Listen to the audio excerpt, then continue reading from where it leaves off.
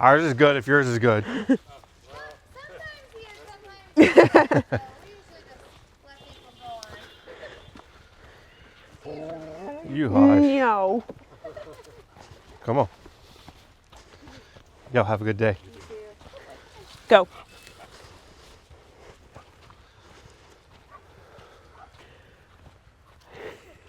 I'm guessing this way. Come on, kiddo.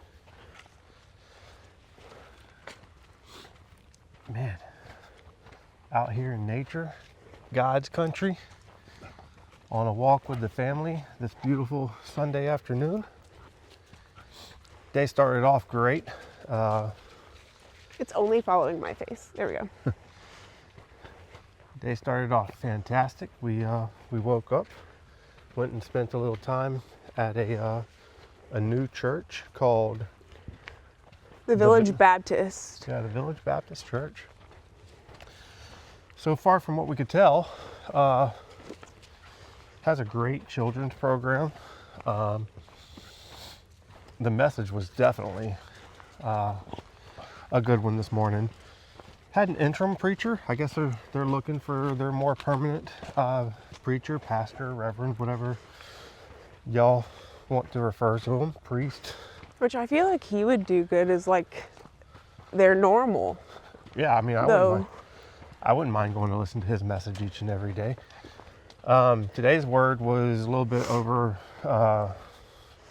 If you want to pull out your Bibles, whatever, follow along. But James 1 through 18. Or James chapter 1. Yes, James chapter 1, And 1 through 18. So thank you for the correction, my love. So before we get into like the Bible and the message this morning, love, what did you think about the village? So we've been in North Carolina for at least like a year now. Before that, we were in Oklahoma. I wouldn't necessarily say that we really found a home church out there. No, church has been And missing out of then our lives for a little while. We've been missing out on a church family since we moved. We've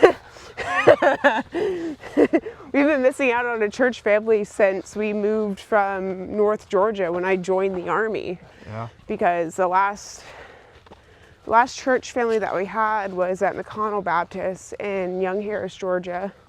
And we still follow along with them because they record and post their services and stuff. So we've been watching them virtually. Come on, bud. Or attending virtually with them. Yep. And just felt recently we've been trying to... To the right. See the arrows? I wouldn't necessarily say we fell away, but we just kind of stopped attending because we couldn't find a church that we were happy with. So we tried out... Backstory, I grew up Methodist. Josh has grown up Baptist. So obviously if you are familiar with the denominational differences, there are some differences. there's some differences in Not terms necessarily in of the beliefs, but in the terms of traditions. traditional aspects, right? We attempted, maybe attempted is the wrong word. We attended a Catholic service prior to Christmas. I've always been interested in the way that they practice, so I was curious. A bit more standing and sitting and then kneeling and then standing and then sitting and then repetitive. There was a lot.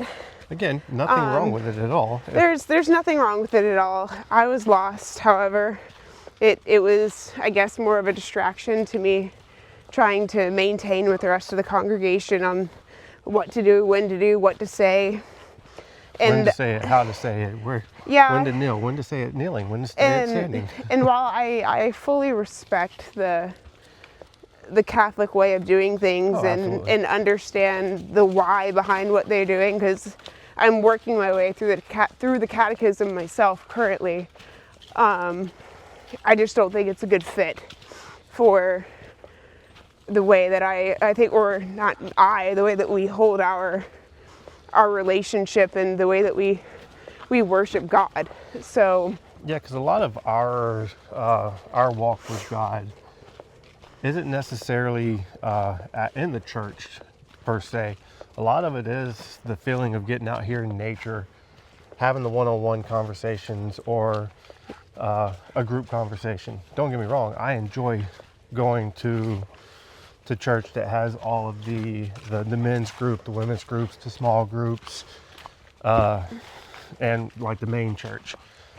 For me though, it's not so much as far as like the tradition of, okay, I got to say this at this point. The message is already written out for the entire year of 2026 of what we're going to preach on Sundays.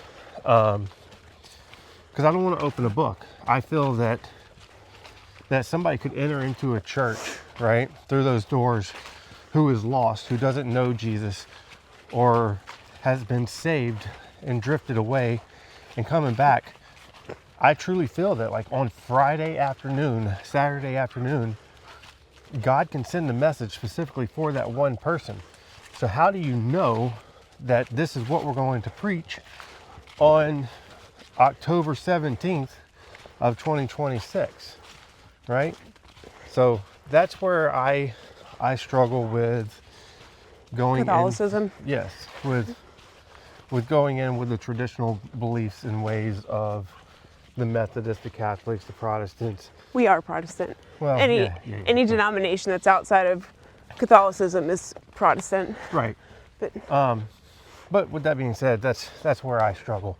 I really enjoy going to a church that is willing to change their message on a Friday or Saturday afternoon, even if they've worked a week or two on their message. We like churches that preach messages from the Bible that cause you to take self-reflection and self-accountability, where you're walking away afterwards truly like dwelling on what was just told to you. Yeah, it feels like it was spoken to you. And is making you reevaluate aspects of your life that you didn't walk in there thinking about. So, and today, they did one of those again. Definitely. Your phone. My phone is going I'm off. hearing, I was like, I'm hearing a man's voice and it is not my husband's. It's reading the Bible. So today he was going over the first chapter of James, and it's essentially discussing faith and endearment and how to not, what was it, misinterpret trials and tribulations, and where to direct your faith during the time of them. Hopefully we don't forget where we went so we don't get lost. Baby, we're not going to get lost. We just have to follow these orange signs. So you have, well, I have my notes on my phone, but I have my Vice in my hand, Red Bull. Not sponsored. If you want to read just some, like the hotkey notes, because there are some phrases that he said today that kind of like made a lot of sense to me. I think for me, the biggest takeaway was trials are external and temptation is internal. Yeah. So we got time. We're on a 1.8 mile trail And hike. we're taking it kind of slow. We are taking it slow.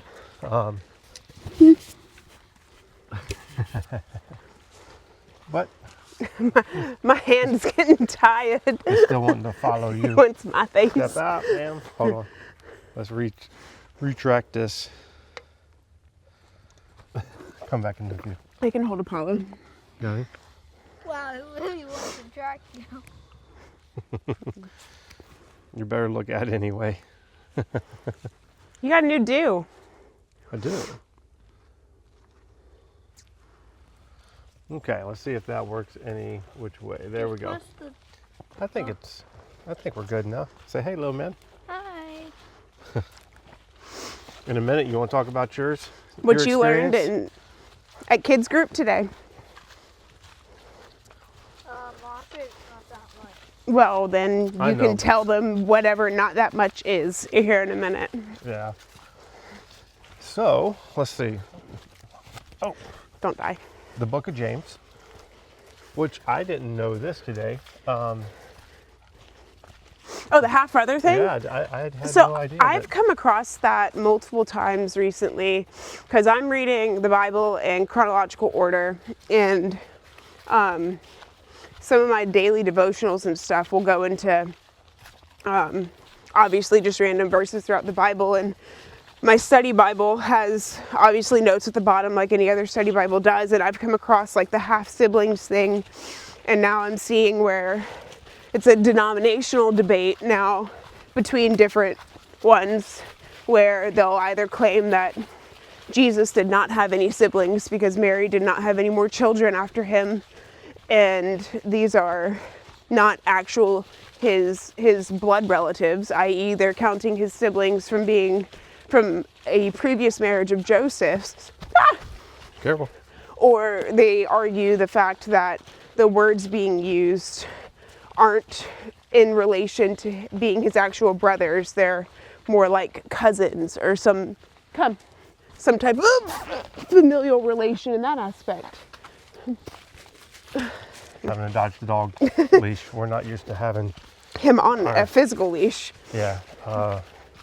He does very well with just listening to commands and leaving stuff. He's a very well trained dog. But here in the state of North Carolina, when you're in a park, you have to have them on the leash. So we're abiding by the rules. Being good law-abiding citizens. Yeah, but our dog does not need to be on a leash. Some do. Ours does not. Anyway, back to... But I was just saying, like, that's been a revelation of mine that I've come across from spending more time in the Bible, is the fact of, or the mention of his siblings, per Right. se. So, yeah, that was it. I was just agreeing with you that it was a new piece of info.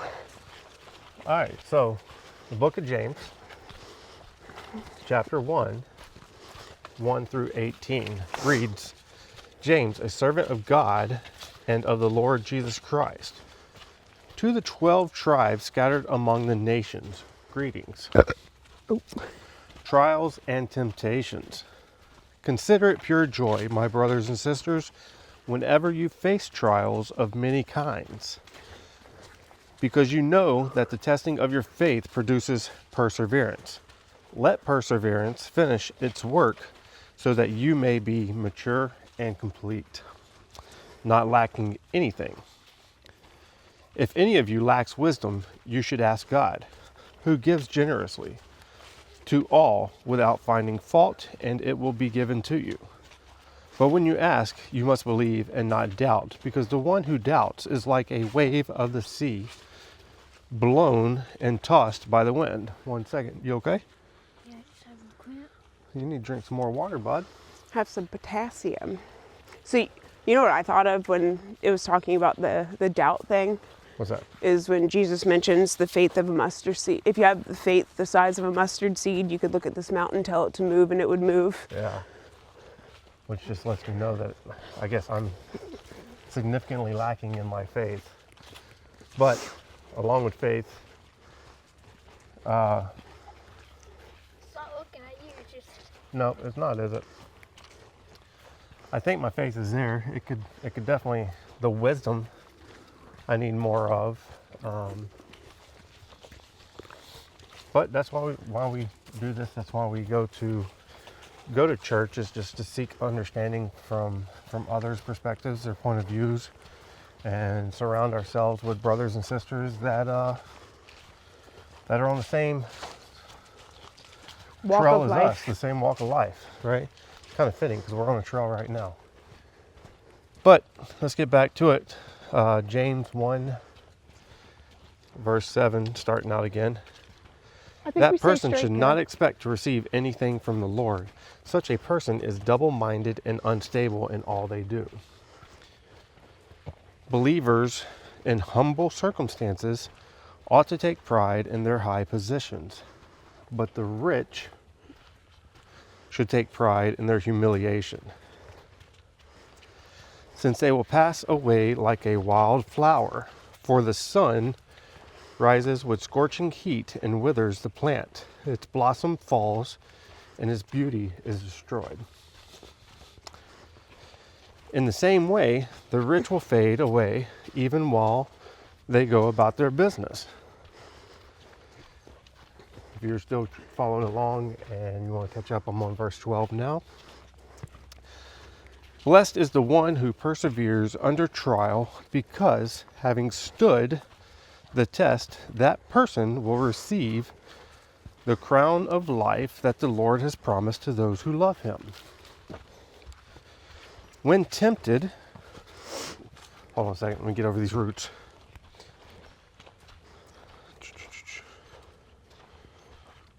Well, I lost my place. It was when tempted. It Thank was you. when tempted. When tempted, no one should say, God is tempting me, for God cannot be tempted by evil, nor does he tempt anyone. But each person is tempted when they are dragged away by their own evil desire and entice. Then after desire has conceived, it gives birth to sin, and sin, when it is full grown, gives birth to death. Let's talk about that one in a minute, because that was a little confusing, but don't be deceived, my dear brothers and sisters. Every good and perfect gift is from above, coming down from the Father of the heavenly lights, who does not change like shifting shadows. He chose to give us birth through the word of truth, that we might be a kind of first fruits of all he created. So there's the verses. Of course, we have some stuff in our notes. But before we move on, Caden, come here, bud. So we moved on from those messages, but real quick, little man got dropped off today, right? Tell us about your day. How was it? You want to just take control and walk and talk? Talk loud, okay? So I can hear you.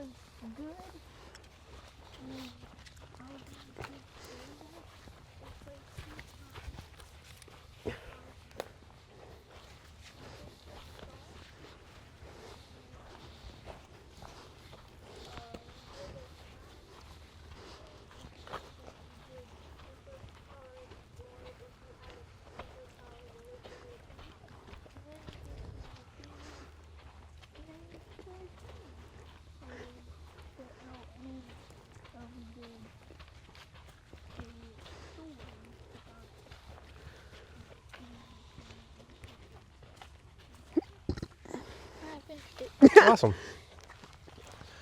Thank you for doing that, bud. I know you're still a little camera shy. So We're getting used to it ourselves. I have my notes pulled up. Hold on 1 second. Stop. That way it's. Oh, you want it on my face? It just helps for a little bit. So some of the notes that I took, now granted, obviously these are not going to be quotes directly out of the Bible. These are statements that were said by the pastor today, but they made a lot of sense. He said, a faith that has not been tested is never trusted. So I kind of like that one, because can you really say that you have faith if you've never put it through a trial? If you've never had to rely on it, it's easy to say you have faith and comfort. Facts. We're going over some routes. You're about to pass some peoples. 1 second. Let me control our little man. Apollo, they don't want to pet you. Hey, how are you? Good. Come here.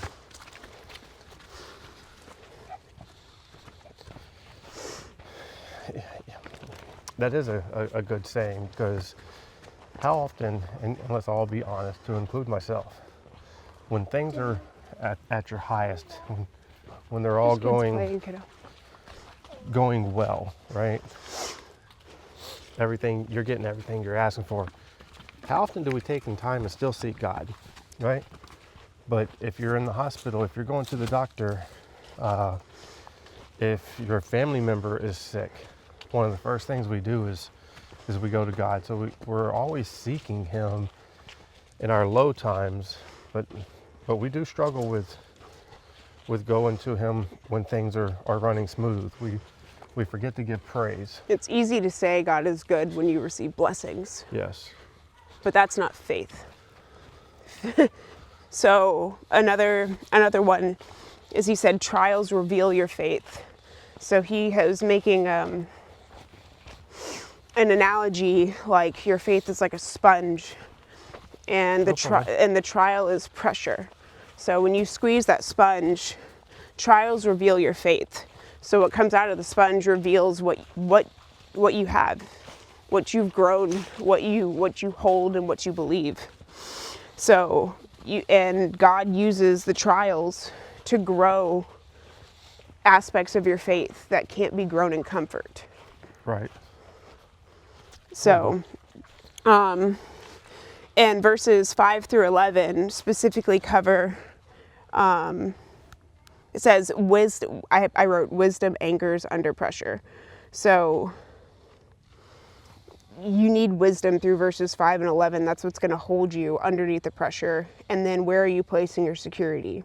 Which means like in the verses that are speaking between the poor and the rich, like where are you placing your security in rough times? Are you placing it in your finances? Are you placing it in things that are temporary, that don't matter in the long term? Because money can go away, prosperity can go away, happiness can go away. None of that stuff is permanent, but your faith in God is. Kiddo. All right, bud, let's go.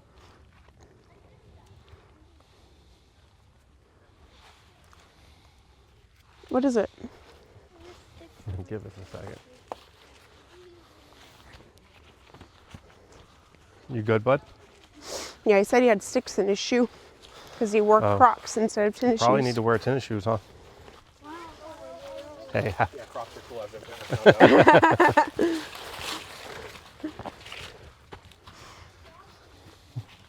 I guess we'll switch sides for a minute. Me and Mom. Here, you want to hold him? Sweet. Go walk with him. I'll tell you when to stop, though, if you get too far ahead, okay? So you said you wanted to go in more about the temptation and trials, right? Yeah. Go ahead.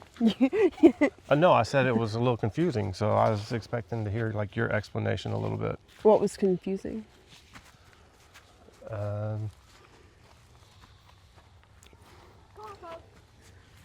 So, because Apollo, go. Because the verse was saying, do not say God is tempting me, because God is not tempted by evil. True. I guess the part is where, for not speaking about me or any of our family members, but if we're looking into like earthly issues, a lot of married people have struggle with remaining faithful to their spouse, right? So the temptations, like if it is so wrong, why does, especially with Christians, people who love our Father in heaven, God, why is that temptation often put there for us to stray away from our spouse? But God isn't putting it there, is the Right. understanding of it, though. Right. I know that. Well, I'm just trying to sit there and discuss like some of our message today of the temptations and just using that as an example. Peter is talking to Jesus, and he's trying to essentially dissuade him from completing what he was sent here to do, and he tells Peter to get behind me, Satan. You know, he's not saying that Peter is Satan, but he's going against what's designed. So Satan tempts, which is the sin of the flesh, which originates from original sin. Like we can't fight sin without acknowledging what it is. And everybody has their own, what we like to call vices. The whole, well, this is just the way that I am. He said that today, right? Yeah. Like, this is just the way I am. That's not a cop-out. That's not an excuse for you to continue to behave in manners that are ungodly. Or, I mean, you can even take religion out of it. That's not an excuse for you to maintain toxic behavior. It's not an excuse for you to continue to willingly hurt people because that's just the way that you are and that's just the way that you behave. That's not an excuse. It's a lack of self-accountability. I'm going to continue to talk disrespectfully to your parents, even though, you know, they've had numerous conversations with you to allow them to know. And then you just sit there and say, well, that's just the way I am. Yeah, like, it's a cop-out, and honestly, you're doing a disservice to yourself if you use that line to defend types of behavior. Will you hold it for a second? Yeah, because you're not even allowing yourself to grow as a human being and as an individual. You're not even allowing yourself to become better. And as Christians, if you claim to follow God and want to live a life that shows Jesus through your actions and your behavior, this is just the way I am isn't going to work. So when you are battling the desires of the flesh, right?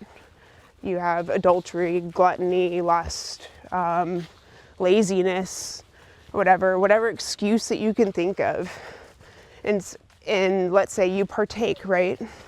Go and being a drunkard. You want to go out and get trashed every weekend and then show up partially hungover on Sunday because, you know, I'm just doing what it is that everybody needs to do as a young 20-year-old, right? You don't need to do it. It's an excuse you tell yourself to justify your actions. So, more or less, once you acknowledge what your vices are, that's the only time at which you're going to be able to, like, battle against them. Yeah. I mean, we're guilty of it. Yeah, I have a huge issue with control. I like to control everything. Yes, yes. I get very unsettled at the idea of not being able to control something or if something diverges off of a routine. And plus, like, all the Christians out there, if you're a believer, comment below, all right, if you made it this far into the video, comment below on when you get out of the Word every day or every week, how fast, like, God disappears out of your life. How easy it is, how easy is it to be tempted by earthly wants and desires.